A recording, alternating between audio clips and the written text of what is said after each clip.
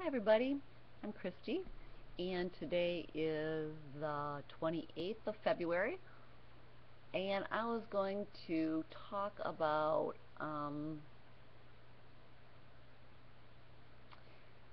was watching something the other day, and this is so true. The guy asked, how much information have you got to base your reality on? What to make you believe your reality? What what kind of information? Where do you get that? Where do you get the information that you're basing your reality on? Excuse me. Well, that came out of nowhere. Anyways, um, do you study a subject and um, or do you just listen to what the TV says? Do you just pretty much, or do you listen to what the TV says and what other people repeat and never would believe anything that may be written on the internet, even though you can, in the government's own writings, they'll tell you what they're doing that you're not hearing on Fox News or CNN or MSNBC or any of those. You're going to hear the party line on those stations, and I'm sorry, but that is the truth.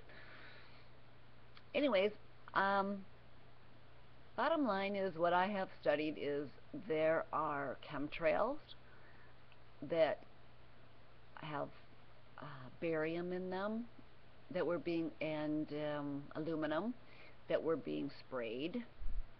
Um, we get our water fluoridated. That is a toxin. Cancer treatments are poison, all of them. But that's crazy, isn't it? That's crazy.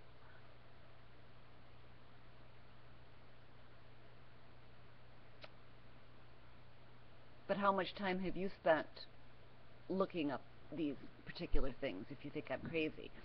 How many hours have you spent searching through documentation, first source documentation, to find the answer to that? Do you just listen to the TV? Or do you actually have first source information and studies and things like that? Is that what you get your information? Because that's where I get my information from. So I would suggest that before you just jump to conclusions about somebody being crazy or something being crazy because it is something you have not heard of on Fox News or CNN or wherever you're listening, that you would look into things. You can find a lot of first source material online and at the library and things like that. So, um,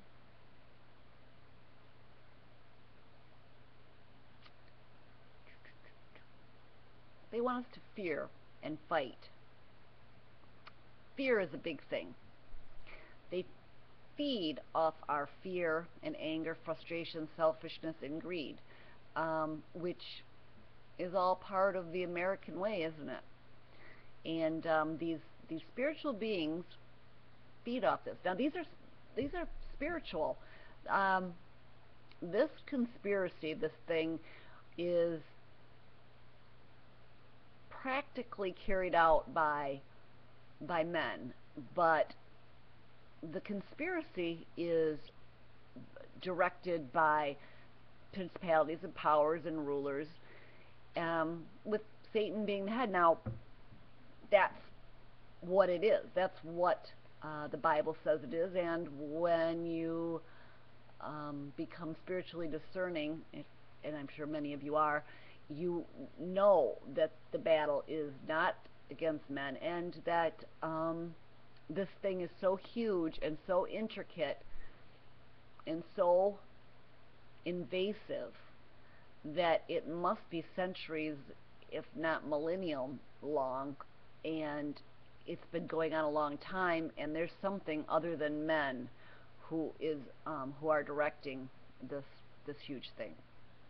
But anyways, for instance, they want us to hate the Muslims. Excuse me. So we can go to war with them. The point is that they've worked hard at that too, that for us to fear the Muslims and to get us to this third world war with these people. And they have us, them hating and fearing us too. As Christians, we should not be worried about our safety from people who haven't even gotten out of the Stone Ages yet, okay? And we're worried about them hurting us or doing something to us or whatever. Well, okay, we'll move on from that. But I was just thinking how this Third World War thing has been in the making for a long time, for us to fear and hate these Arabs and Muslims and things like that. I was thinking about this because Albert Pike wrote a letter, got a letter, I cannot remember which it was, from Mazzini, which is another high-up Mason. Albert Pike was a high-up Mason in the 1800s, and they laid out the plans for World War I, World War II, and World War III. Now, World War I and II have already happened and come to fruition just as they said. Now, World War III, excuse me, World War III, this is what they had said, how it should look, that they want the Christians and the Jews to,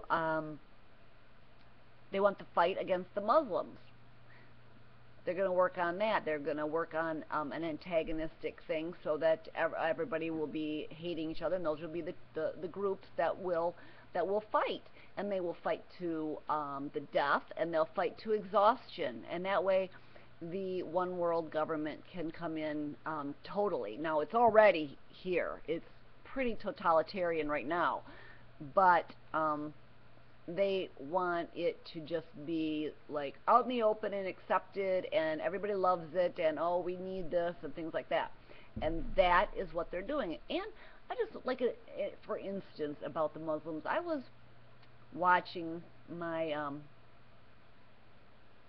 brother-in-law sent me a funny thing when we were kids, Big Time Wrestling, and it was the Sheik was one of the guys, you know. She's like, well, that was when Big Time Wrestling was real, when wrestling was real. But anyways, he and it was kind of funny watching the Sheik, you know, everybody boo boo, and he's got his prayer cloth and he's in the ring, and well, they, you know, and they're booing him, and he's, you know, fisting at them and things like that. This was back in the what, 60s, 70s, where they were getting us to be resentful and just like they do with the Mexicans.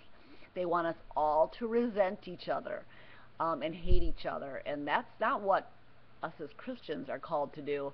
And we should never ever feed them our fear or our hate or any of that stuff, because Jesus said, do not fear. Do not fear. Those who fear will not inherit the kingdom of God.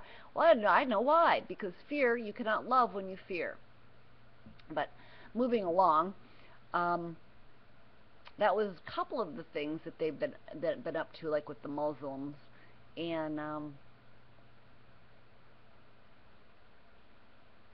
they want us to do things, and they know how to get us to do things, because they're very intelligent creatures, these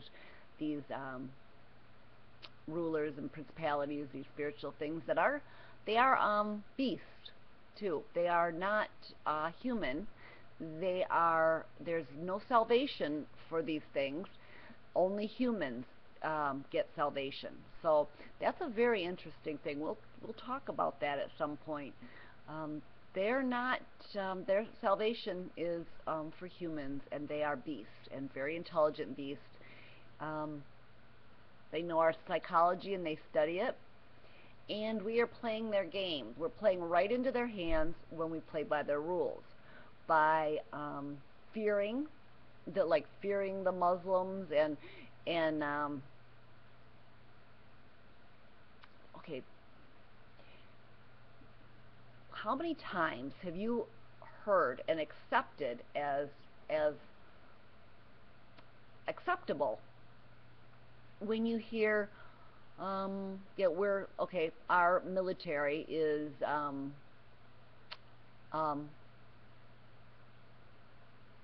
fighting for peace. We have war, and we're calling it peace. And people will say that. Well, it's to keep us safe. And so therefore killing is okay to keep us safe. I would like to know where Jesus said that. Where did Jesus say that killing is okay as long as it's to keep us safe? Especially the way we're doing this. The United States is on. I don't even like to say we because I am not killing anyone. Anyways, now on the offensive. Now on the defensive, that's a pacifist thing, and I'm not sure exactly how I feel. I mean, I think that I would definitely defend myself and my family if someone was um, going to hurt us. That's maybe a mom, and I'm, there's certain a nature that God gave us to protect, and so that's a different story than going out and killing to keep us safe. If somebody was trying to break in and hurt us, that's a different story than us going, okay, now we're going to go root out these people in their neighborhood and start killing them. And that's what we're doing to keep us safe, because safety is the most important thing. Who else said that? Peace and safety, peace and safety. The man of lawlessness is going to say peace and safety.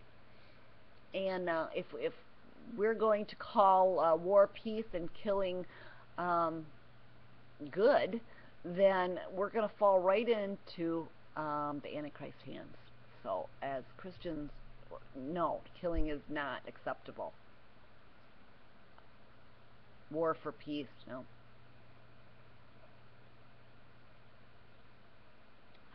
Well, we're playing their games when we follow their rules. When we play we play into their hands when we play by their rules.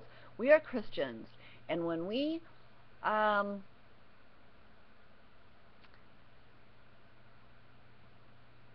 step into their arena and start playing their game instead of doing what Jesus told us to do, say, money. Money is a good thing. They use money. Money is a control mechanism. Money is the control mechanism. It is the thing that keeps us in bondage. And interest is usury. And no matter how much interest is charged, it is all usury. Any interest is usury. Now we try to pretend that just a little bit of interest is okay. That, well, it's not usury when it's a little bit of interest, but no, all interest is God considers usury. So, and when we start playing in their money system, and we start playing by their rules, same as when we fear, same as when we go to war. Those are our outside of our authority as Christians, and we have authority in the spiritual realm, a lot of authority, but not when we start using force and a power that is controlling and evil. Money, war, that kind of thing. Oh, here's one. And you'll hear now, because of the gun issue, the gun control issue, you're hearing a lot of people talk about, or I'm hearing a lot of things that more than whispers of civil war. See, the powers that be want us to be in rebellion because they have a Hegelian dialectic where you have this, and then you meet in the middle. So they need order out of chaos, ordo ab chaos, KO, and so so they want to bring order out of chaos. That's their little slogan. And interestingly enough about that slogan, order out of chaos. Well, chaos, the meaning of chaos is the abyss. So they're going to bring order out of the abyss. Now that should make people, stop and think a little bit. Anyways, so they don't want, like, impeaching Obama. Let's impeach Obama. Let's do that. Well, see, it's not going to change because George W. Bush and the other Bush and Clinton and Reagan and just keep on going back. They're all puppets. They're not the power. First off, they're not even the human power. They're not up there. They're just the front of they're not on the pyramid. They're not at the tip, put it that way. They have marching orders, okay? What else did I want to say? It seems hopeless, doesn't it? Yeah, it does seem. It seems hopeless and scary. I mean, Jesus was a little kind of, he didn't want to go to the cross. In the garden, he said, "Oh, take this cup from me." And sometimes when I think about what it might look like, I mean, I'm sitting here right now. It's not bad. It's getting bad when you go outside with the things that they can do now to you, the checkpoints and the arrests and things for very little reason. But in other countries, it's pretty bad. In Africa, people are dying, and for being Christian. And but anyways, if you belong to Jesus, you should be rejoicing, because supernatural things will happen when you put all your trust in Yahweh and just take up your cross and follow Jesus. And the thing about it is that the worst thing that they can do to us, the worst thing is that we think is they can kill us. And then you think, is really that the worst thing? It's really not that bad. What will happen is we will be with Jesus. So it's not bad. In fact, that's one of the best things that can happen. So you kind of start to realize why the early Christians went happily to the lions when you start thinking about this like that. And the most an astonishing thing when you sit and think is that these are the end times. These are the one world government is here. The one world religion they're moving towards. I mean, it is here. You were chosen to live at such a time as this. The saints and the angels have been watching for a long time this play out, and you were chosen to live at this time for a purpose. And isn't that just beautiful? I mean, that's really exciting. You were chosen to live in the last days, to be a witness, a martyr for Christ. And they have the power. They have the control and the power of God now. Now, the little g God. So they think, overall they can control the weather. And I'm not making that up. Do your research. Even the government had, in the 70s, had a treaty where they're not allowed to use weather as a weapon against other countries. That's a treaty, and that's just the least of it. That's just a clue of what's going on. Now you can do a lot more research and find out that they are using weather and controlling the weather, and they control what kind of foods we eat, and with the genetically modified foods that are they're killing us. They control what we breathe. The air is so polluted, and the chemtrails are outrageous. You look at the asthma that people have, the allergies that people have now. I mean, what was that? 30 years ago. How many kids had asthma? How many kids and people had allergies? Very few, very few. They even control what kind of foods will grow on the ground. They have destroyed the ground. God said the ground needed to rest and it needed to be fertilized and things like that. And they have not done that. They have used fake things, and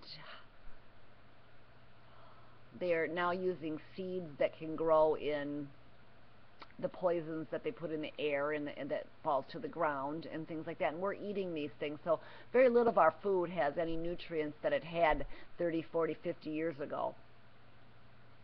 So in other words, they're killing us that way. Look at the cancer. Look at the cancers. They control whether we're sick or healthy, and they can make us live or die in their hospitals. And that's true. Mostly they would like us sick is what I'm seeing. They own the pharmaceuticals, and the pharmaceuticals are just a filthy thing. And bottom line is, we're going to die. We're going to die. But before you knew all these things that I had just said, did you expect to, live forever? That's going to be one of the things, one of the promises that they're going to come up with, that we can live forever. That's one of the going to be one of the carrot for the taking the mark of the beast. Although I think most people really don't need that kind of carrot. They'll take it because it'll be cool. So, but you're gonna, we're gonna die. They're killing us now. But what are we supposed to do? I mean, we're supposed to heal others, and we're supposed to love, and that's what. That's the bottom line. We aren't going to survive, but we weren't meant to in these bodies. I don't want to survive in this. I don't want to live forever in this body. I want a glorified body. That's what I want to live forever in, with Jesus, and I just want to be with Him. Also, we need to start acting as the body of Christ. It's a very bad time. It's happening now. We need to stop being afraid of other people. We stop fearing for our own skin. See, that's their program. Their program is to get us afraid of people. I don't know how many emails I get from people sending me little things about, oh, be careful when you get in your car after going to get gas, because somebody could be in the back seat, And so always be afraid that somebody's going to get in your back seat. And I mean, from people, oh, don't, stop and pick up hitchhikers, because they'll kill you, they'll stab you, or whatever. Oh, don't answer your phone door, and don't let anybody in to use your phone because it's a setup. Well, no. You know what? I am not living like that. If someone kills me for opening my door and doing what Jesus would want me to do, okay, then that was my time to go to Jesus. Okay, that's bottom line. We as Christians cannot live in fear of death. That's their program. They have everyone giving up rights, giving up everything, just for safety's sake. I'll talk more about that at some other time, because that's a big thing, giving up things for safety. Anyways, I think that's about it for now. And thank you for listening to me and for sharing your time. And I love you, and I will talk to you later.